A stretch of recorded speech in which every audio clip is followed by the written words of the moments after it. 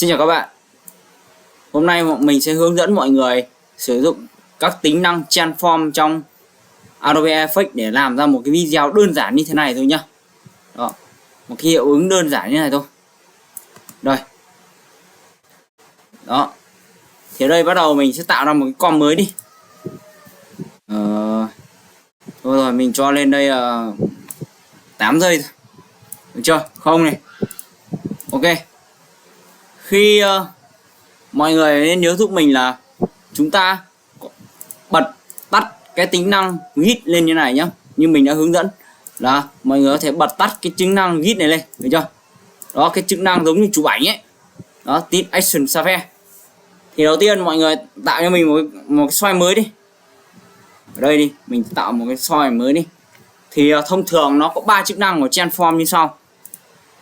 Một là chức năng position, và chức năng scale, chức năng rotation và chức năng opacity.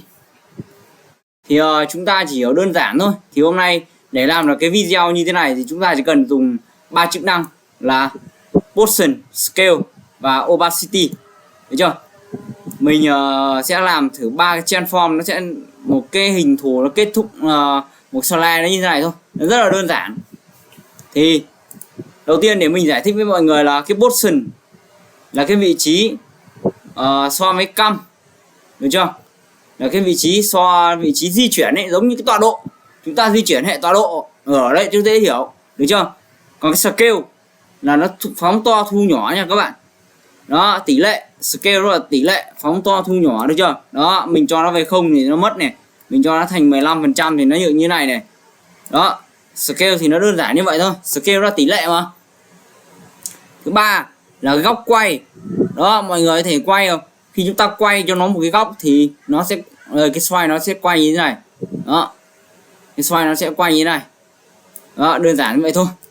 Tiếp theo là chúng ta opacity là cái độ đậm nhạt, độ sáng rõ. Đó, mình cho nó về 0 thì nó sẽ không thấy gì. Còn khi mình cho lên 100% thì nó sẽ hiện màu xoay như thế này. Đấy là lý thuyết thôi. Thì lý thuyết sử dụng cái transform này nó cũng hết sức là đơn giản.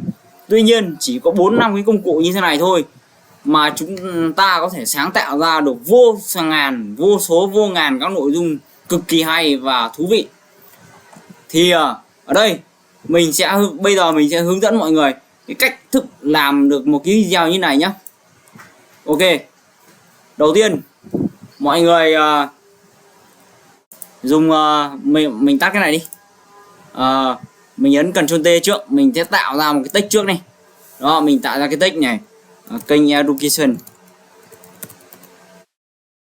Xin chào mọi người. Đó, mình sẽ kéo nó ra đây. Đó, nó bảo mình tại mình bật caps lock thôi. Đó, mình sẽ kéo nó ra đây. Thứ hai nữa thì là mình lại làm thêm một cái text nữa. Mình sẽ gõ thêm một cái text nữa là kiến thức Việt, tri thức Việt, đúng không? Mình đầu tiên mình phải làm cái slide này trước, tức là mình phải làm cái data trước thì mình mới có cái mà để mình ấy vào. Đó, mình phải làm cái data trước, được chưa mọi người? Đó. Thì ở đây sau khi chúng ta có được hai cái data như này rồi thì bắt đầu là mình sẽ sử dụng cái xoay này, mình kéo nó lên đây đi. Mình tạm thời mình làm việc trên cái xoay này thôi, được chưa? Thì ở đây ở cái dây đầu tiên thì mọi người bật cái tip lên cho mình, bật cái git lên. Ở đây, title đây, tiêu đề đây. Đó, thì mọi người bật cho mình cái chức năng nó bật lên như này rồi. Thì sau đó mọi người ấn vào cái lệnh tắt của position, nó là lệnh P nha mọi người. Đó, mọi người di chuyển cho mình nó về đây.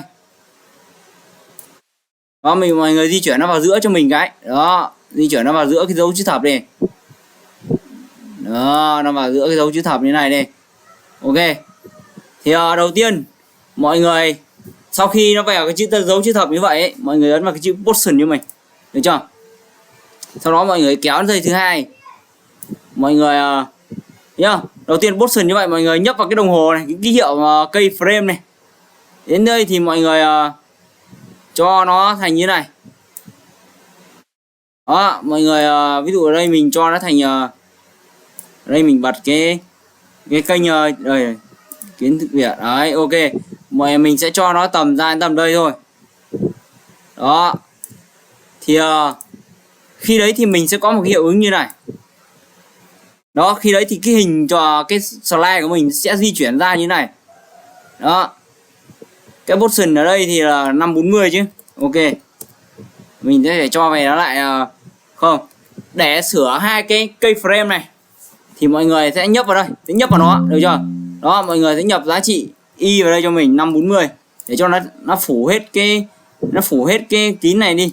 Đây, mình sẽ nhập 540 đó. Đấy là cách khi mà chúng ta sửa những cây frame mà nó bị lỗi. Các bạn thấy không?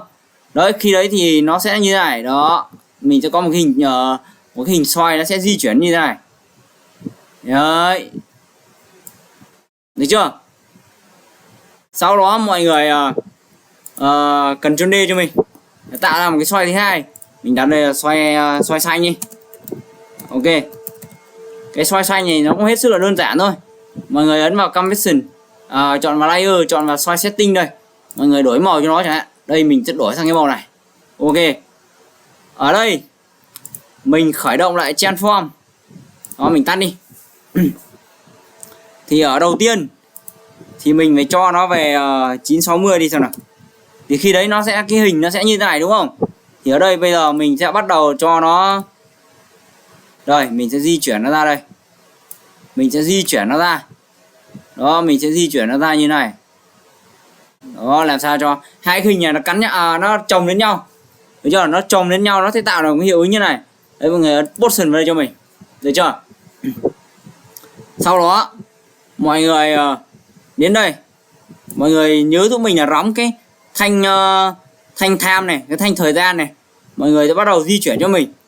Đó, mọi người sẽ di chuyển ra đây cho mình. Được chưa? Đó, nó kích thước nó tầm như này thôi.